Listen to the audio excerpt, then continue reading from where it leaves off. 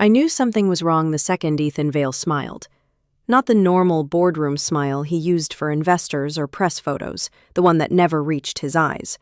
This one was softer, practiced, and far too casual for a Monday morning meeting that had mandatory attendance in the subject line. The kind of smile that tells you the knife's already in, and they're just twisting it slow enough for optics. The projector hummed behind him, casting the company logo, Valitech Systems, in that pale blue glow I used to associate with pride. Not anymore. I'd spent 3 years of my life buried in that glow, building something that didn't just move data, it thought. Helix, my AI logistics platform, my masterpiece. The codebase was more familiar to me than my own handwriting. I'd built it in silence, through weekends, migraines, and 2 apartment moves. I'd turned it into something alive. And now Ethan was about to take it away. He cleared his throat, hands folded like a preacher about to sell salvation. "Team," he began, pacing the front of the conference room. "Our growth depends on fresh perspectives. Innovation comes from new energy." He let that hang, scanning faces like he was reading a teleprompter only he could see.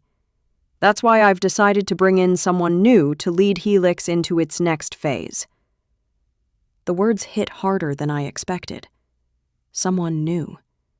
A ripple of confused murmurs filled the room. My teammates turned toward me, brows furrowed. I'd been the one driving Helix since its inception. There wasn't anyone new. Then Ethan smiled again, the twist. "I'd like you all to welcome Chase Nolan," he said, gesturing to the back. A ham shot up. Young, too confident, the intern. The same kid I'd seen 2 months ago struggling to write a clean API call without Stack Overflow. His polo still had a price tag crease near the collar. 22, fresh out of university, and already being handed my life's work like a prize he found in a cereal box. Chase stood, grin wide. "Thank you, Mr. Vale. I'm honored to take on such an exciting opportunity." Exciting opportunity. My jaw tightened. He had no idea what the code even did beyond the pitch deck. But Ethan clapped him on the back like he'd just discovered fire. "Don't get me wrong," Ethan continued, turning to me. "Avery here built a remarkable foundation, truly remarkable. But every system needs a new spark now and then." His tone was syrupy, dismissive. "We'll keep Avery on board for transition support as needed."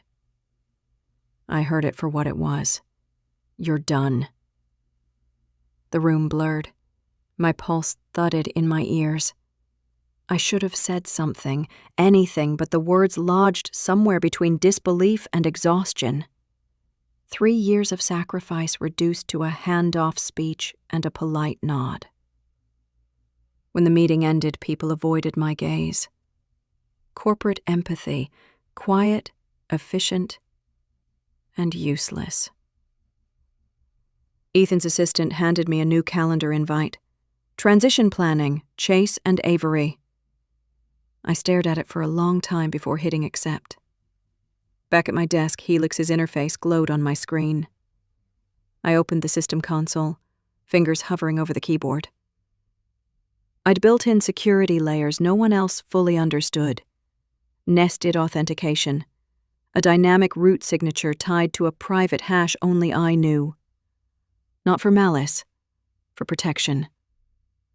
Helix wasn't just data, it was trust, precision. Humanity distilled into logic. If they wanted to take it, fine. But they'd have to earn the right to turn it on. I backed up the final build to my personal encrypted drive, documenting every change, every timestamp.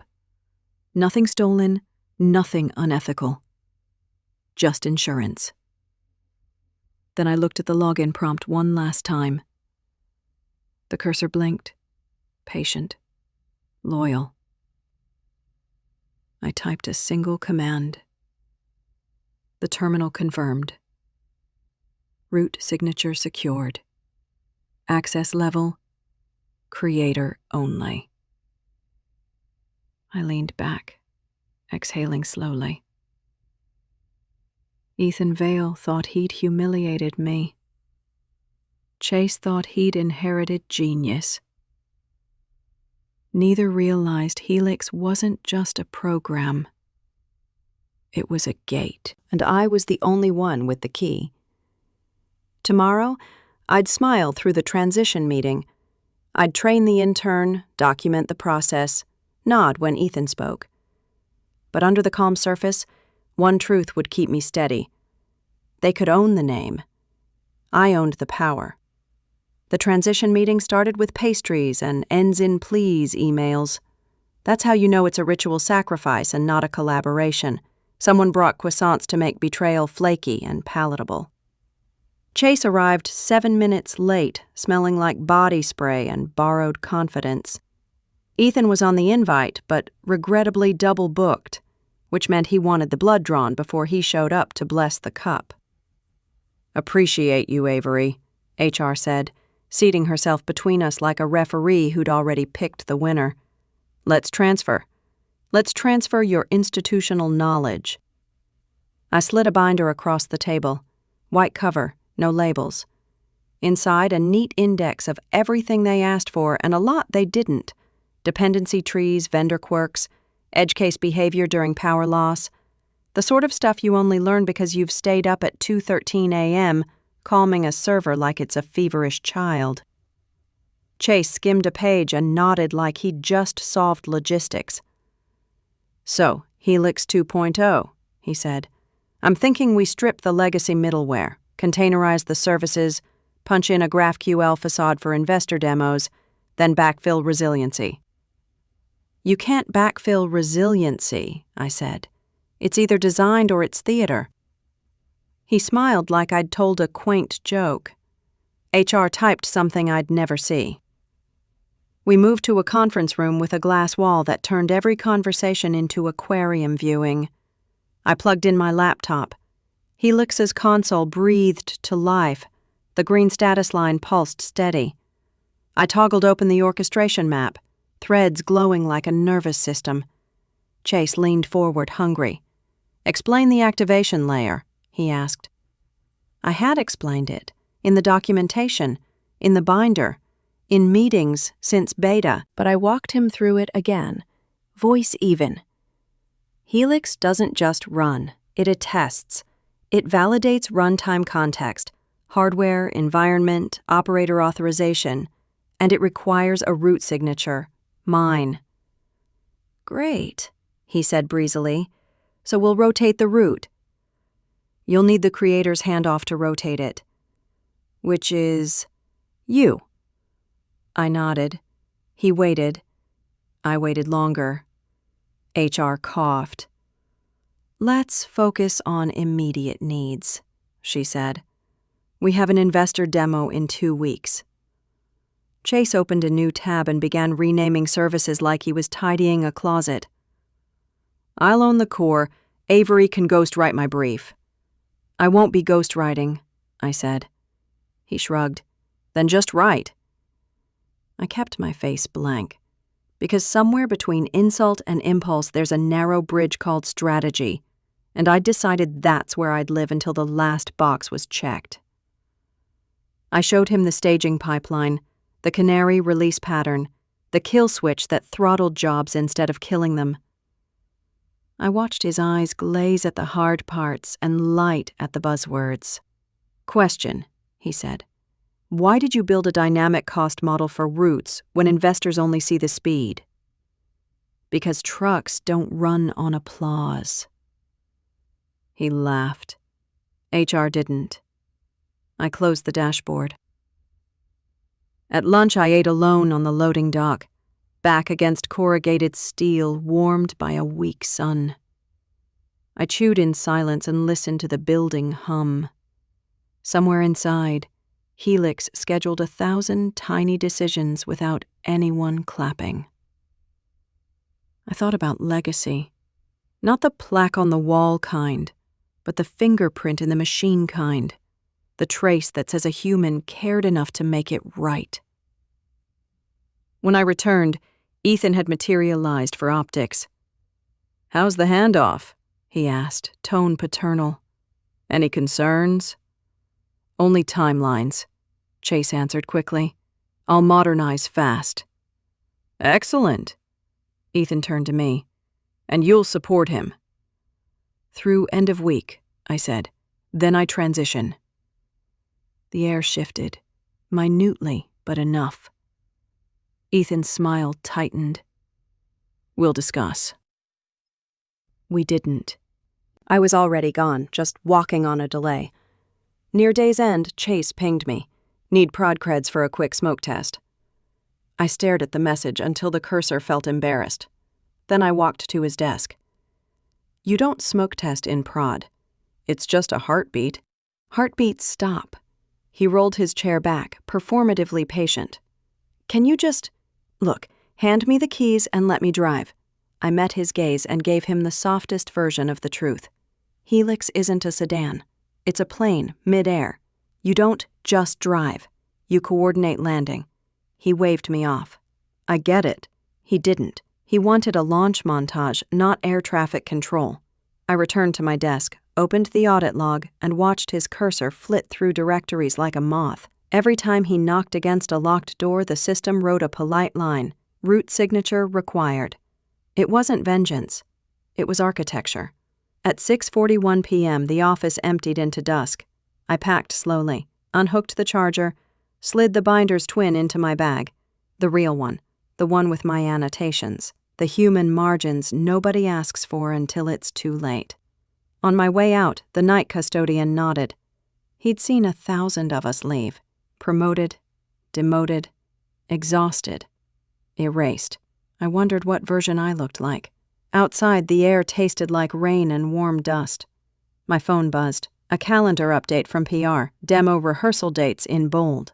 I imagined the stage lights, the countdown, Chase's confident smile. I pictured the prompt waiting, patient as gravity. Access denied. Root signature missing. I didn't grin. I didn't gloat. I simply breathed, steady and precise, like a pilot. Tomorrow, I would teach again. Calm, thorough, generous enough to be undeniable, distant enough to be unclaimed. And when the moment came, the one Ethan couldn't imagine and Chase couldn't debug, I'd be at home, kettle clicking off, hands wrapped around a mug, while a very public lesson in systems and authorship played on repeat. You can inherit a title. You cannot inherit a pulse.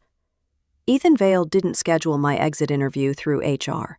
He summoned me through an assistant, the way kings used to send guards when they wanted someone beheaded politely.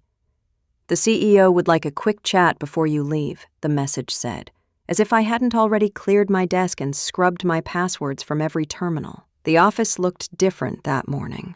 Brighter, maybe, or just more hollow. Boxes sat stacked near my chair, labeled archive, though the only thing worth keeping was gone. The quiet hum of purpose. Chase had already colonized the corner space, his desk now cluttered with leadership energy, an extra monitor, a mechanical keyboard, and a half-dead plant that drooped like it missed discipline. He grinned when I passed. "Big day, huh? Gonna miss these fluorescent sunsets." "Every day's a sunset somewhere," I said, and kept walking. Ethan's office was all glass and minimalism. White desk, chrome fixtures, success as decor. He was standing when I entered, jacket off, sleeves rolled up, like he wanted to look human. "Avery," he said warmly, gesturing to the chair opposite him. "You've been with us, what, 5 years?" "6, I said. He nodded, eyes scanning a tablet. 6. Incredible run. You've been an asset, truly. But as I've said before, this company is evolving. We need agility, youth, optics." "Optics," I repeated. "Right." He smiled that boardroom smile. "Don't take it personally. You've built something extraordinary, but vision requires new leadership. Chase has potential, raw but marketable. Investors love his energy. Investors can't debug runtime failures." His smile thinned. "You've always had a sharp edge, Avery. That's why you've lasted this long." He folded his hands. "Look, I want this to be amicable. HR's prepared a package: 3-month severance, extended health coverage, a letter of recommendation. I'd sign today and move forward. Forward, I said slowly. That's one way to describe it. Ethan leaned forward, elbows on the table. You're too smart to burn bridges. The industry's small. Be strategic. Take the win and start something new. I let the silence grow between us just long enough for him to mistake it for contemplation. Something new, I echoed and smiled faintly. That's exactly what I plan to do. He relaxed, mistaking composure for compliance. Excellent. Then we're aligned. When I left his office, the receptionist handed me a small envelope, my official separation packet. It was lighter than I expected, like the weight had been edited out. I tucked it into my bag without looking. Back at my desk, I opened Helix's sandbox environment one last time. The interface flickered awake, familiar, loyal. I ran a silent test. Every system node pulsed green. The root signature key, mine alone, remained sealed. They could rewrite interfaces, rename modules, repaint the walls. The foundation would still whisper my name. As I logged off, a notification popped.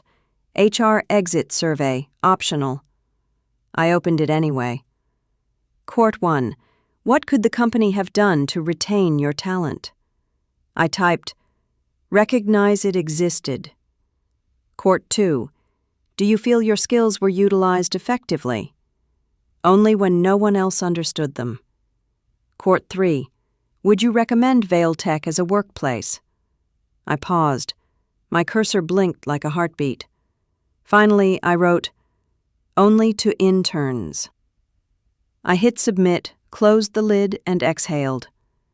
Outside, the elevator hummed downward, mirrors reflecting a dozen versions of me, each quieter than the last. At the lobby, I turned in my badge. The security guard, Ramon, gave me a sympathetic look. You're out early today. Not early, I said. On time. Rain had begun to fall, the city glazed with silver. My reflection rippled across the glass doors as I stepped into the wet air. For the first time in months, I didn't feel trapped between deadlines and diplomacy. I felt precise, measured.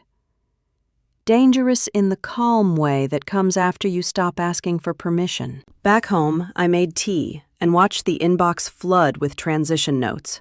Chase asking for API access, HR requesting status updates, PR confirming demo schedules. I ignored them all. Then finally, one message from Ethan himself. Avery, quick one. Chase says he's having trouble initializing Helix. Can you confirm credentials? I smiled into the steam of my mug and typed my replies slowly, deliberately. Root signatures functioning as designed. Access limited to authorized creator credentials per internal security protocol. I hit send, leaned back, and let the rain fill the silence. They thought they'd taken my project. They didn't realize they'd only borrowed the shell. And shells, without a heartbeat, are just noise waiting to fail. The rehearsal invite called it a confidence run, which is corporate for everyone pretend nothing is on fire. I wasn't invited, obviously, but PR forgot to remove me from the live stream distribution list. At 9:58 a.m., my screen flickered to life with a wide shot of the auditorium, rows of investors, board members in expensive indifference, a stage washed in clean white light. I didn't move. Steam rose. On screen, Chase sat at a demo station, hands hovering over the keyboard. The auditorium dimmed one shade. The camera zoomed. The kind of hush that announces itself curled through the room. Let's light this up, he said. He pressed enter. The console opened with the somber grace of a cathedral door. Services spun up in neat lines, green pips blooming across the lower panel. A few people clapped prematurely. Chase grinned, riding the rhythm. He moved to the activation script, the one with the part no one could skip and no one but me could satisfy. The cursor blinked. A beat. 2. The screen brightened as the attestation rolled. Environment hash, hardware UUID, operator certificate. Then the line I knew by heart appeared, patient and unthreatening, like a lifeguard asking if you could swim, requesting route signature. A longer beat. Somewhere near the front row, a board member glanced at his watch. I could have told him the exact number of seconds this would take before it timed out. But no one had asked me a useful question in months. Access denied. Route signature missing. It printed in calm text, no drama, just truth. The room didn't understand at first. Chase cleared his throat. "Looks like a minor credentials hiccup," he said, aiming for breezy and landing on brittle. He tried again with a different flag, the one meant for emergency failovers. Access denied. Route signature missing. The audience began to whisper in the tone of a storm gathering 2 counties over. PR people did their choreography, calm smiles, moving briskly but not running, heads down, phones up. Chase's fingers tapped the keys faster, defensive keystrokes that felt like throwing gravel at a locked vault. In my apartment, the kettle's heat faded against my palm. I didn't drink. I watched. Off stage, I saw Ethan motion to someone. A tech hustled out with a backup laptop. They swapped machines like that would swap realities. Same command, same attestation, same line, perfectly polite, perfectly final. Access denied. Route signature missing. Somewhere in the audience, a journalist found the angle, the sentence that would survive the day. Startup darling chokes on its own demo. Cameras caught Ethan's jaw clench. He stepped into the light, one hand on Chase's shoulder, the other extended in a "we've got this" gesture. He tried to spin it into a vision talk. Investors were not in a vision mood. A chat bubble appeared at the corner of my screen, an internal message that must have gone to every senior engineer still breathing. Urgent. Who can initialize Helix route? Replies stacked like a slow avalanche. Avery, did we rotate? Does anyone have the creator token? Then, finally, silence. I could have fixed it in 40 seconds. That's how long it takes to sign, attest, and send a handshake the system would accept as heart. Instead, I watched the room learn a lesson I'd architected into the bones from day one. Power is not a permission setting. It's provenance.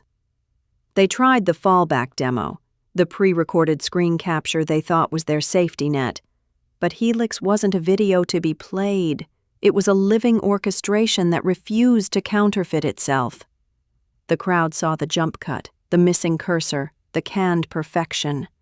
Investors, unlike toddlers, get angry when the magic trick shows the wire. The stream cut abruptly. A slate filled the screen. Technical difficulties. Please stand by. I closed the window and finally poured tea. It had gone lukewarm, which felt appropriate.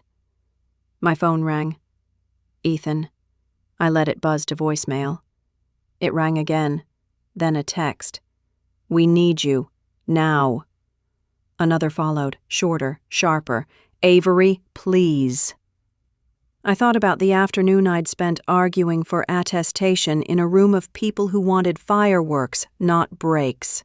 About the nights I'd added resilience that didn't photograph. About the mornings when silence meant everything worked and no one clapped. I thought about Chase's smile when he said, "I'll own the core." I answered Ethan with the only truth that mattered. Helix is functioning as designed. Then I put my phone face down, finally sipped the cool tea, and let the quiet fill every corner of the room. Out there, they were discovering a hard fact. You can market sparkle, but you cannot counterfeit a pulse. The first email came before sunrise. Subject, urgent, Helix access required ASAP. From Ethan Vale. I read it while the city outside still slept, a smear of neon reflected in the window. Ethan's message was the digital equivalent of a man drowning politely. He opened with, "Hope you're well," and closed with, "Kind regards." But the middle was all teeth. The demo issue escalated. We need your cooperation to restore full functionality. happy to discuss appropriate compensation. By the time I finished my first coffee, there were 5 follow-ups, each more frantic, less grammatical. Then came the calls. Then a text from HR. Per Ethan, we'd love to schedule a consulting conversation. I almost laughed. Consulting is what companies call begging when pride is still on the invoice. At 9:30, my doorbell rang. I half expected it to be a courier, but it was Ethan himself. No entourage this time, just him, rain-soaked and clutching an umbrella like a prop. He smiled, the expression stretched thin. "You've been hard to reach." "Most people manage email," I said. "Can we talk?" I stepped aside. My apartment was small but clean, neutral walls, minimal furniture, the kind of space that leaves no fingerprints. He looked out of place in it, all tailored wool and tension. "Avery, I'm not here to rehash old wounds," he started. "We're in a bind. The investors are demanding a second demo, 48 hours. Chase can't, well, you saw." I did. He paced, hands tightening around his umbrella handle. "We need Helix back online. You know the architecture better than anyone. We'll bring you on as an independent consultant. Name your rate." I sipped my coffee and let silence stretch until it felt like pressure. "You're asking me to fix what you broke," I said finally. "I'm asking you to save the company you helped build." I studied him. The man who'd once told me innovation was a young person's game now had the color of printer paper left in the sun. "Save it from what? Accountability?" He winced.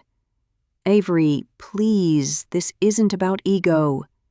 Everything in this building was about ego. You just didn't notice because it was yours." The words landed. For a moment, I thought he might leave.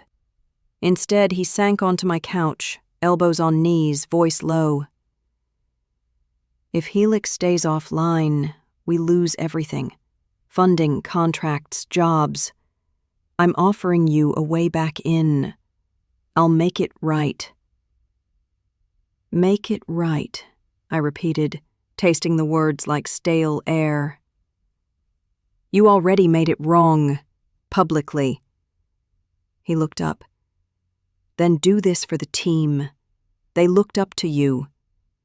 "Funny," I said. "They didn't look up when you cut me loose." A long pause. Outside, rain clawed at the windows like static. Finally, he said, "You built Helix to help people, didn't you? Logistics, hospitals, emergency routing, this isn't just code. If you let it die, it hurts more than us." He'd found the right nerve.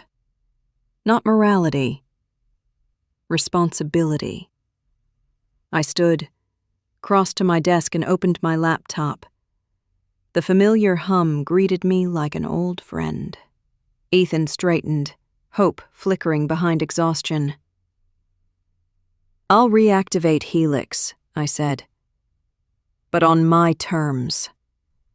Whatever you need. 1. Contract me as an independent. Full creative control. 2. My rate triples. 3. Chase doesn't come within 100 yards of the system." He blinked, processing numbers he hadn't heard yet. "Triple?" I turned the screen toward him. A new clause blinked on the document I'd been drafting since the day he took Helix away. Ownership of all derivative builds remains with the original architect. 4, I added. You sign this clause. That gives you leverage over future versions. It gives me protection from déjà vu. He hesitated, then nodded, the sound of pride cracking audible between syllables. Send it to legal. I'll sign. When he left, I watched from the window as he disappeared into the gray morning, phone already at his ear. The city swallowed him whole. I reopened Helix's console. The interface waited, silent and loyal. I entered a new command, one line at a time. The system came alive, lights cascading across the screen like a heartbeat finding rhythm again. I didn't smile. I didn't need to. For the next 48 hours, I rebuilt quietly, patching what Chase had broken, smoothing the cracks left by vanity. I removed his comments from the code like weeds from a garden. When the logs finally read system stable, I exhaled for the first time in weeks. Ethan would get his second demo. Investors would clap. The headlines would pivot from failure to redemption. And when it was over, when Helix shone again under someone else's spotlight, they'd still be standing on a foundation that bore only one immutable truth, buried deep inside the runtime. Creator, Avery Quinn. They'd need me forever. And for the first time, that thought didn't feel like a chain. It felt like victory. The badge they printed for me said consultant in a font that looked like witness protection. Security handed it over with a sympathetic smile I didn't return. I walked past the lobby orchids and the motivational mural, "Move fast, own tomorrow," and into a building that suddenly remembered my name. Heads lifted. Conversations dipped. A rumor traveled faster than the elevator. She's back. Ethan met me outside the glass-walled ops room, posture set to gratitude. He wore the same suit from our apartment meeting, now ironed by adrenaline. "Avery," he said, reaching for a handshake. I gave him the kind you use on bridges that might collapse, polite, brief, weight-tested. Chase wasn't there. That had been non-negotiable. Instead, I got a semicircle of engineers who'd once CC'd me on emergencies and later CC'd me on nothing.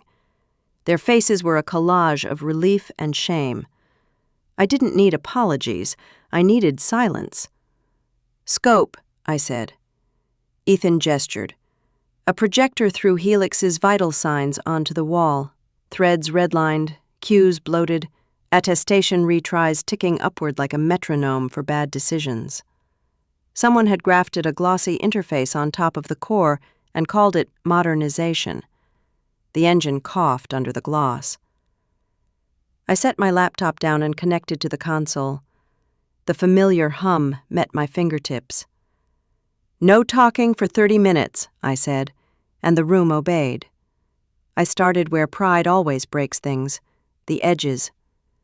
Chase had replaced the conservative scheduler with a flashier loop that boosted perceived throughput while quietly starving low-priority tasks.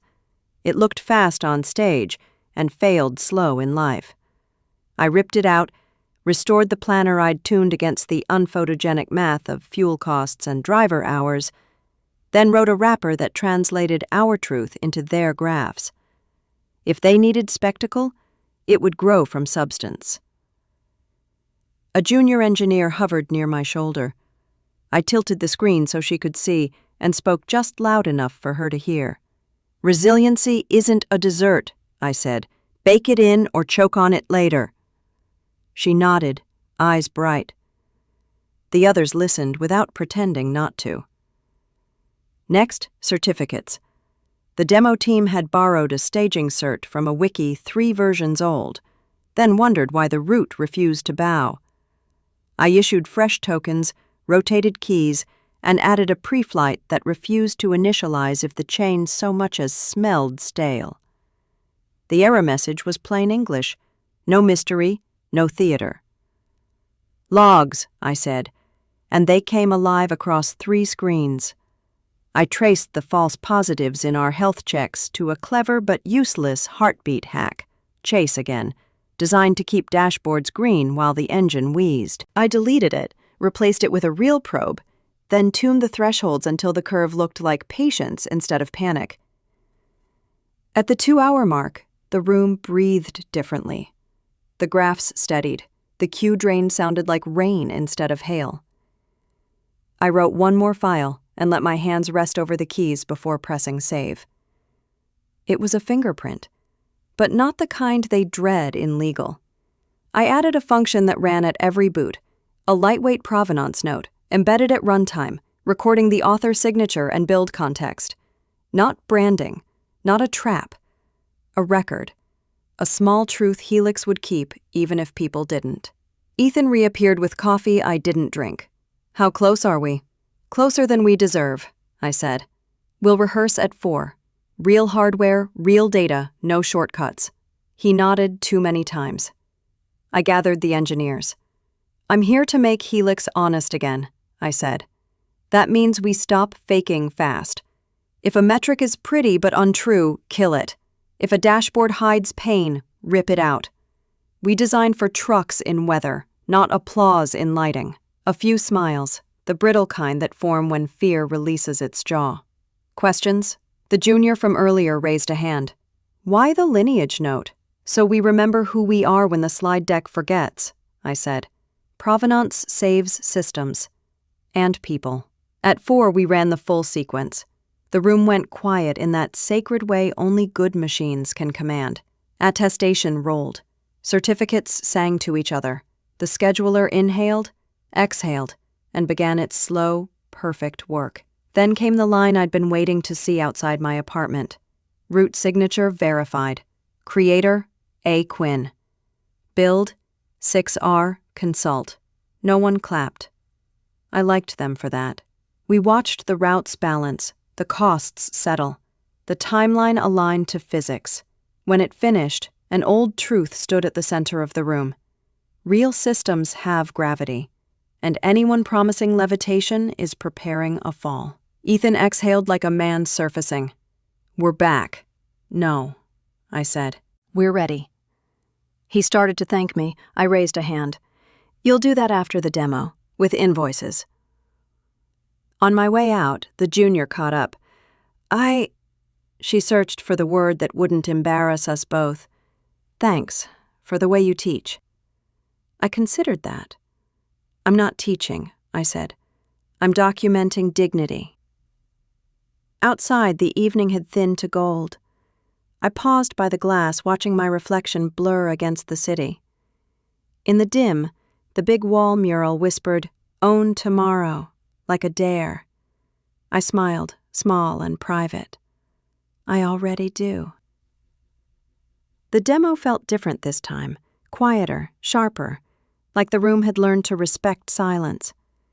No drones of small talk, no buzz of false optimism, just a kind of watchful calm, the way people stare at a storm when they know they're standing under the tallest tree. I stood backstage, badge clipped crooked to my blazer, laptop balanced on one arm. Helix pulsed on the monitor beside me, steady green, no false heartbeats. Every line of code had been tested twice, validated once, and blessed by reality itself. Ethan's voice carried from the stage.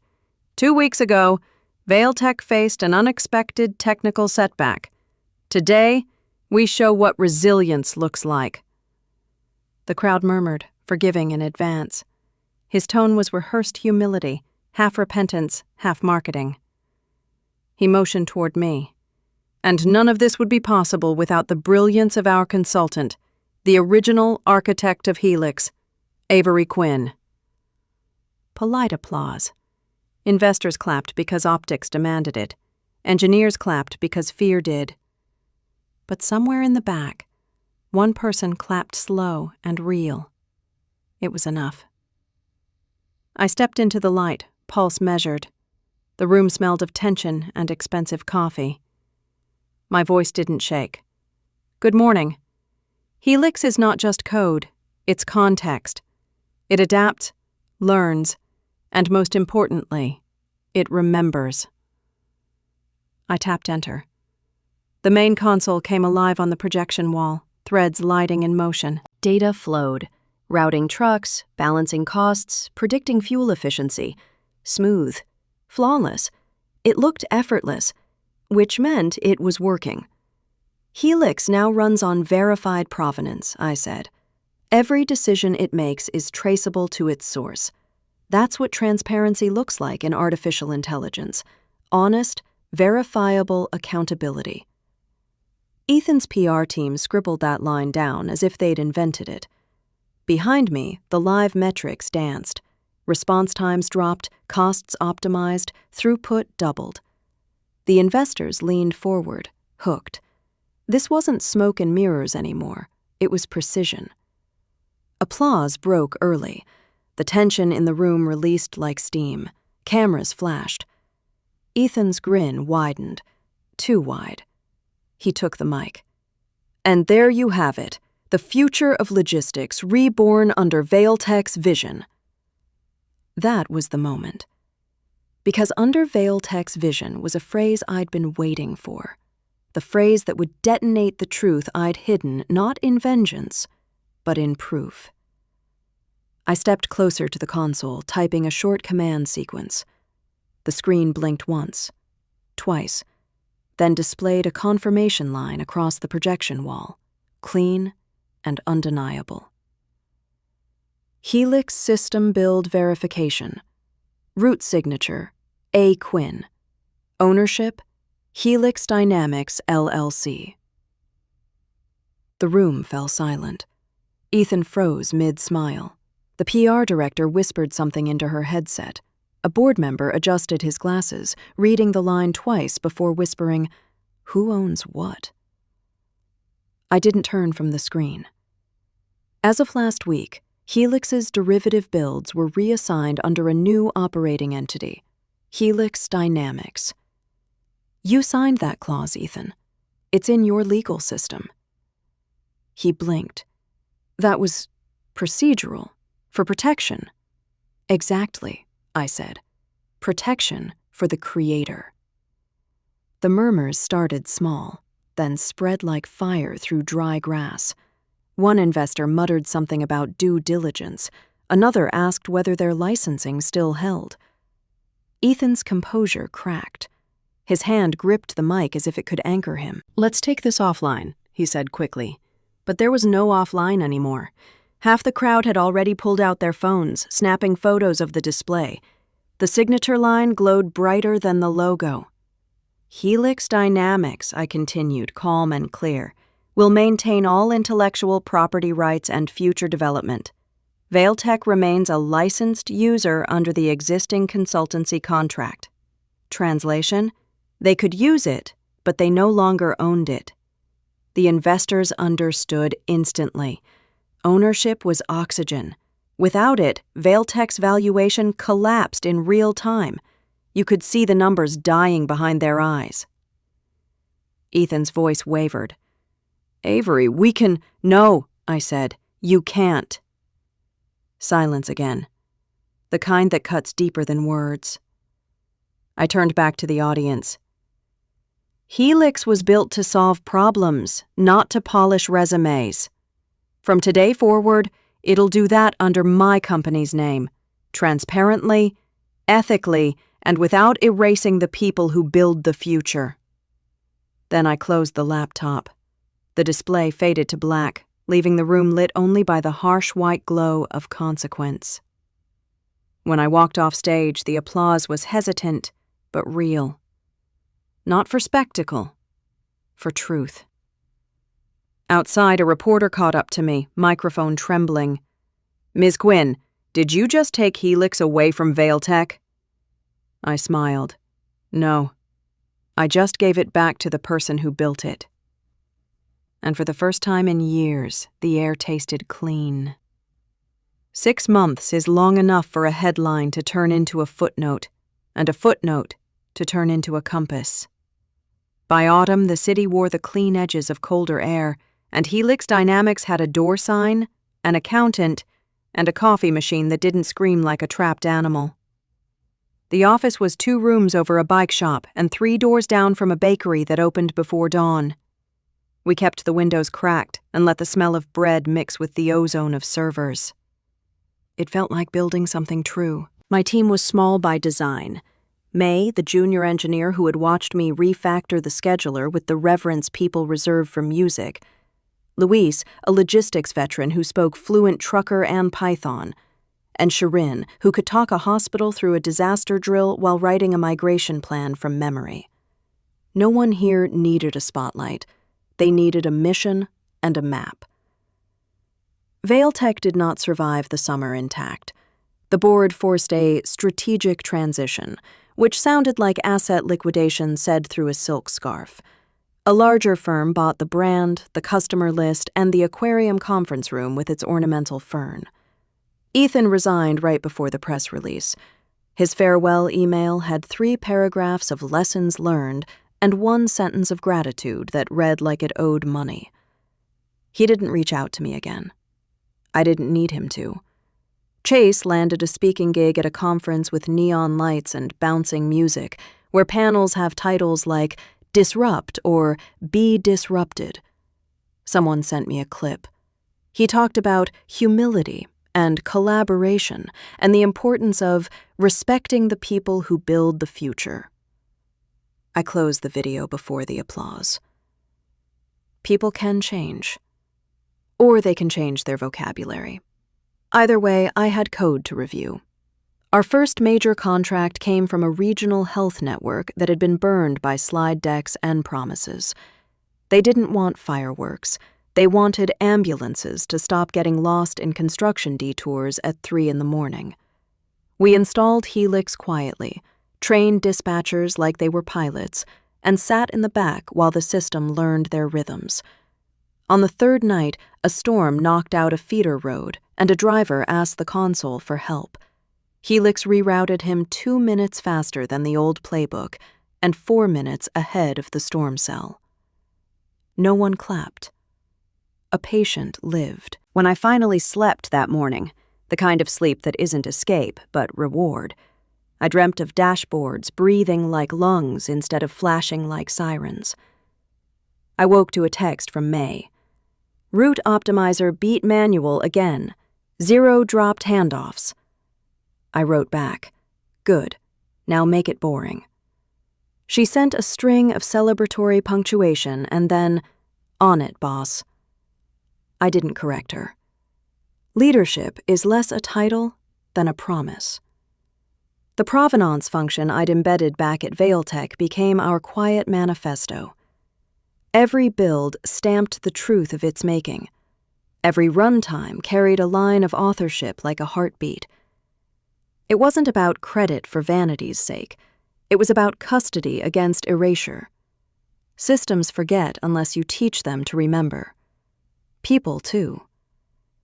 Reporters came around occasionally, wanting the neat arc from humiliation to triumph, the gifable moment where a bad man gets his due and a good woman gets her crown. I gave them context instead of spectacle.